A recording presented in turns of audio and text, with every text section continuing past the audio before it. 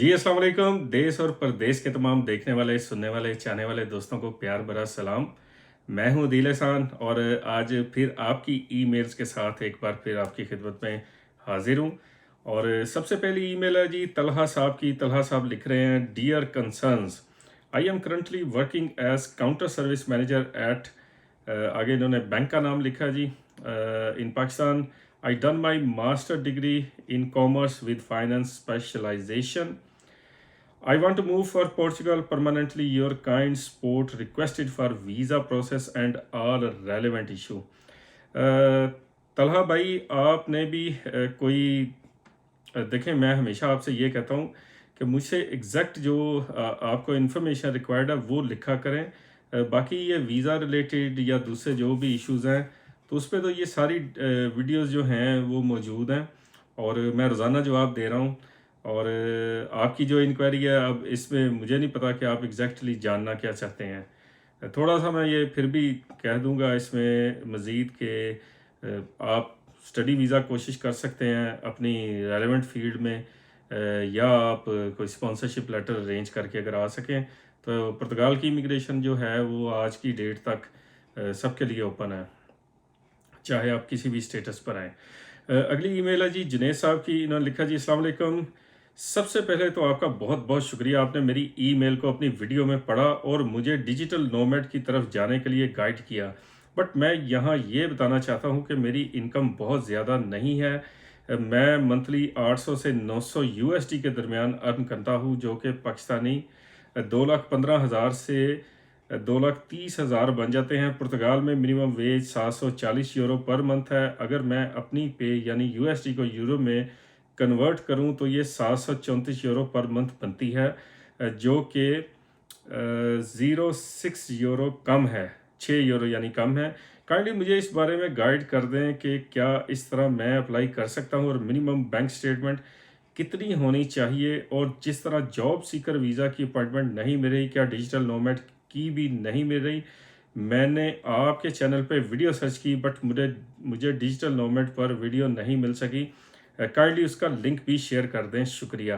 देखें, मुझे जुनैद साहब अब ये तो नहीं पता कि आपकी ईमेल का मैंने कब और क्या जवाब दिया था, क्योंकि यहाँ पे बहुत ज़्यादा ईमेल्स हैं और आज भी ये जो ईमेल पढ़ी जा रही हैं ये 19 अगस्त की हैं।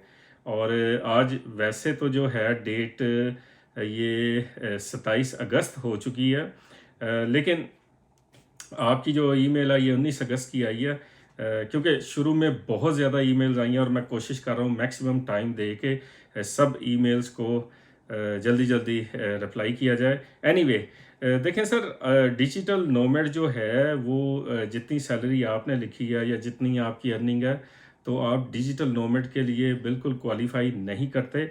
मैं ये कहता हूँ कि अगर आपकी इनकम जो है वो पुर्तगाल की मिनिमम वेज के से 4 गुना ज़्यादा है, यानी आपने 760 को जो है ये 4 से मल्टीप्लाई करना है, तो ये मेरा ख्याल है 3140 यूरो पर मंथ बनते हैं, यानी तकरीबन आप 31.5 या 3200 कह लें। तो आपकी तो उस हिसाब से बहुत कम है इनकम। और दूसरा, अगर D7 की तरफ जाते हैं तो D7 जो है वो पैसिव इनकम से रिलेटेड है। वो आपकी मंथली जो है अर्निंग या सैलरी वगैरह नहीं है, वो स्टेबल इनकम या पैसिव इनकम से रिलेट करता है। और वो भी अगर आप यंग हैं तो मेरी इन्फॉर्मेशन के हिसाब से पाकिस्तान से बिल्कुल यंगस्टर जो हैं उनको वीज़ाज़ वगैरह नहीं दिए जा रहे, ये जो D7 है। और अब आते हैं आपकी वेज की तरफ। तो जितनी ये आप बता रहे हैं, आप जॉब सीकर ही ट्राई कर लें और जब अपॉइंटमेंट्स वगैरह खुलेंगी फिर आप चेक कर लें कि अगर आपको अपॉइंटमेंट्स किसी तरह इसकी अपॉइंटमेंट मिल जाए या फिर किसी और दूसरे यूरोपियन कंट्री में जहाँ पे आपके कोई फ्रेंड्स और फैमिली हों, तो आप शेंगन वीज़ा लेकर भी आ सकते हैं। और इसके अलावा आपने जो शुक्रिया अदा कर रहे हैं, मैं तो जनाब सबकी ईमेल्स के जवाब दे रहा हूँ और इसमें कोई शुक्रिया वाली बात नहीं है जनाब। मेरा मकसद यही होता है कि इन तमाम वीडियोस ये जितनी भी आज तक बनी हैं और इन सब से अगर किसी एक शख्स को भी कोई फ़ायदा हुआ है तो समझे मेरा ये वीडियोस बनाने का मकसद जो है ये पूरा हो जाएगा। तो ये होगी जी जुनैद साहब की ईमेल। अब इसके बाद अगली जो ईमेल है उसकी तरफ चलते हैं जी। तो अगली ईमेल जो है ये है जी कासिम साहब की। मैं पूरा नाम नहीं ले रहा इनका। इन्होंने लिखा जी अस्सलाम वालेकुम सर, मैं दुबई में लास्ट 4 ईयर से हूँ, want to move Portugal sir, kindly मुझे गाइडेंस चाहिए, मैं कैसे दुबई से पुर्तगाल आ सकता हूँ। मेरी वाइफ एंड 1 बेबी पाकिस्तान है, विद फैमिली आना चाहता हूँ, काइंडली सर अगर मुझे बता दें कैसे अप्लाई कर सकता हूँ, कितना एक्सपेंसेस हैं, क्या क्या रिक्वायरमेंट्स हैं, मेरी कोई ट्रैवल हिस्ट्री नहीं, काइंडली सर हो सके तो स्टेप वाइज स्टेप बता दें। I really thankful to you. Dubai में काफ़ी लोगों से पता किया लेकिन कोई राइट वे शेयर नहीं कर सकता सर, हो सके तो प्लीज़ मेरी थोड़ी सी हेल्प कर दें। दुबई में प्रो की जॉब करता हूँ, PRO मेरा ख्याल लिखा है इन्होंने। तो उसके बाद लिखा जी मेरी सैलरी 5000 AED है सर, मैं आपकी ईमेल का वेट करूँगा सर, मुझे प्लीज़ आंसर करिएगा, अल्लाह हाफिज़, अल्लाह जज़ा दे। तो कासिम साहब आपने जो ईमेल लिखी है सर, आपकी जो 5000 सैलरी है दुबई के हिसाब से अच्छी सैलरी है। और मेरी लाइव वीडियोस के सेक्शन में शेंगन वीज़ा की इंफॉर्मेशन से रिलेटेड एक वीडियो मौजूद है और आप वो देख सकते हैं। और देखें आपकी ईमेल से एक मुझे ये इम्प्रेशन आ रहा है कि ये अगर 5000 दिरहम भी आपकी सैलरी है तो शायद आप इतने ज़्यादा फाइनेंशियली स्टेबल नहीं हैं। और साथ में जो आप कह रहे हैं कि जी मैं अपनी वाइफ और बच्चे को लेके पुर्तगाल आना चाहता हूँ, आप बिल्कुल लेके आएँ अपनी वाइफ और बच्चे को, अगर इन केस आपको वीज़ा वगैरह मिलता है। लेकिन मैं ये लाजमी कहूँगा कि इनिशियली सबको मैं सख्ती से ये कहता हूँ कि आप कभी भी ये वाली गलती ना करें। या तो आप फाइनेंशियली आपके पास बहुत ज़्यादा पैसे मौजूद हैं तो फिर आप अपनी फैमिली के साथ आएँ, अदरवाइज़ आप अकेले आएँ। क्योंकि पुर्तगाल में जो हैं शुरू में आपको ना तो कोई अच्छी जॉब, अगर आप बहुत ज़्यादा स्किल्ड वर्कर हैं, प्रोफेशनल हैं, फिर तो पॉसिबल है, अदरवाइज़ आम रूटीन में जॉब का मिल जाना ये कोई इतना आसान नहीं है।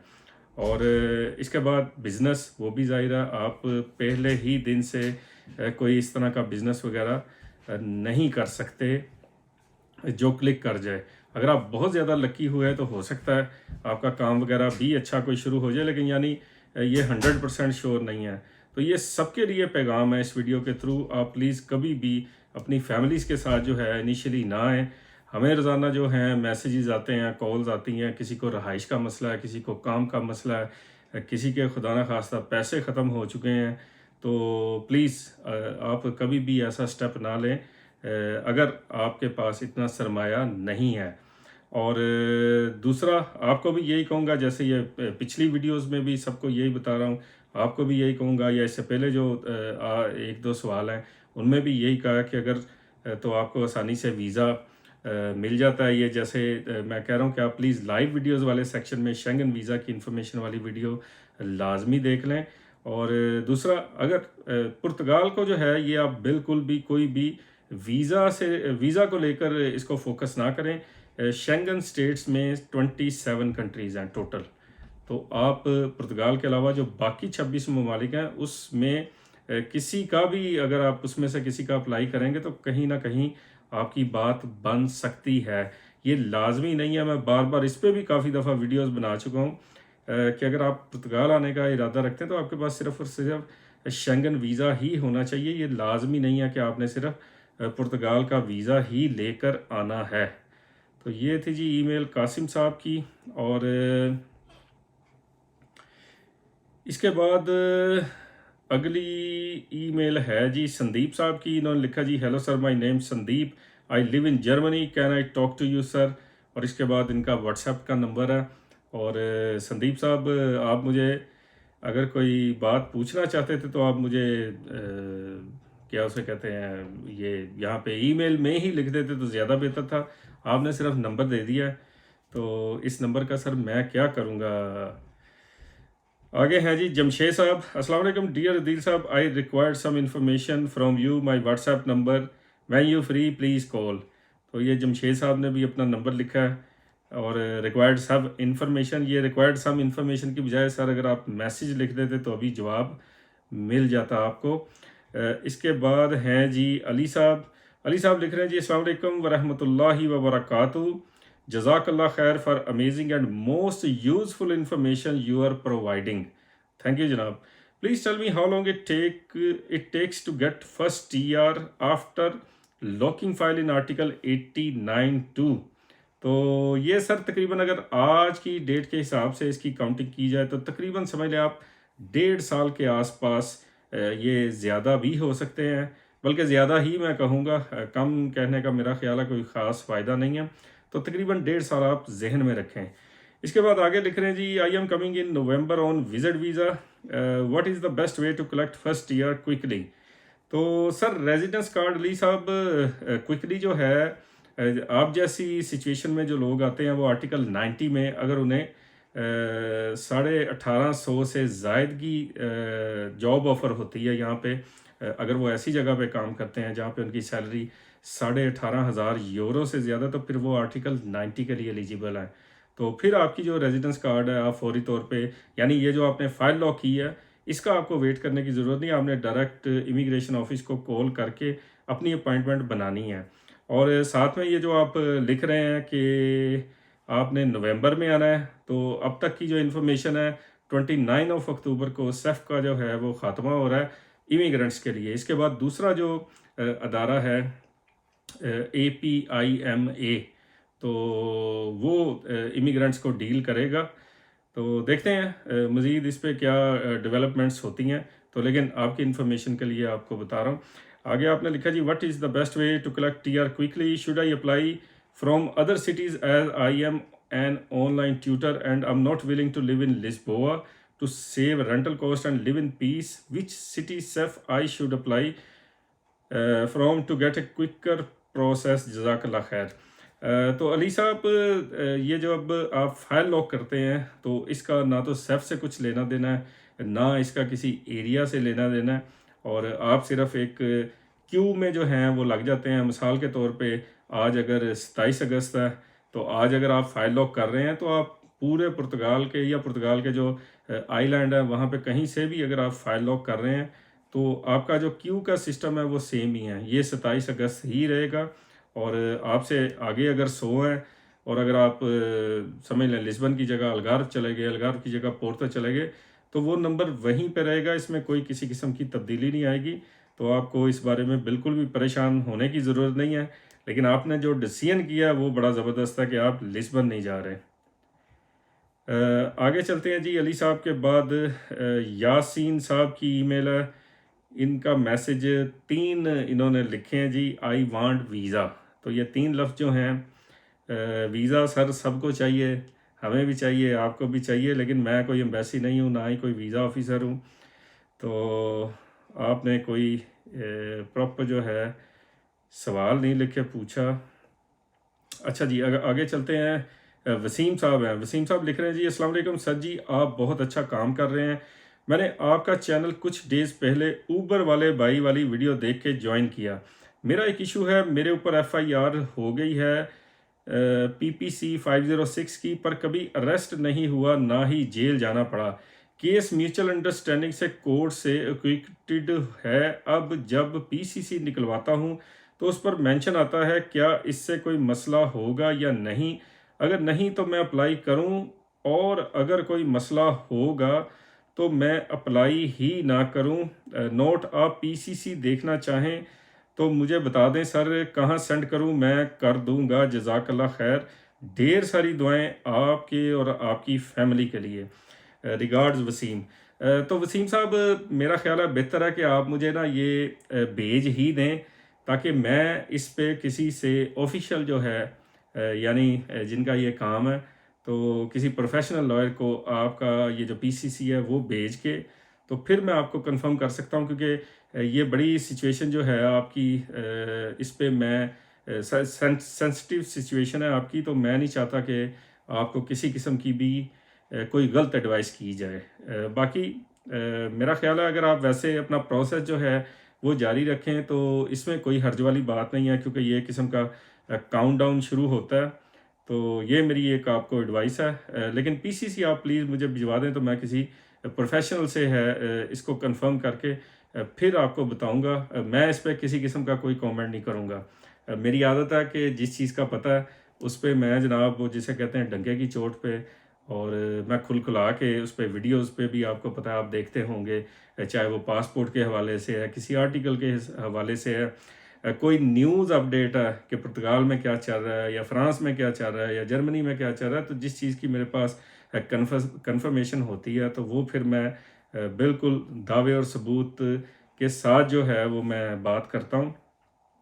तो इसलिए आपसे कहूँगा कि आप मुझे बेहतर है ये इसकी कॉपी भेज दें।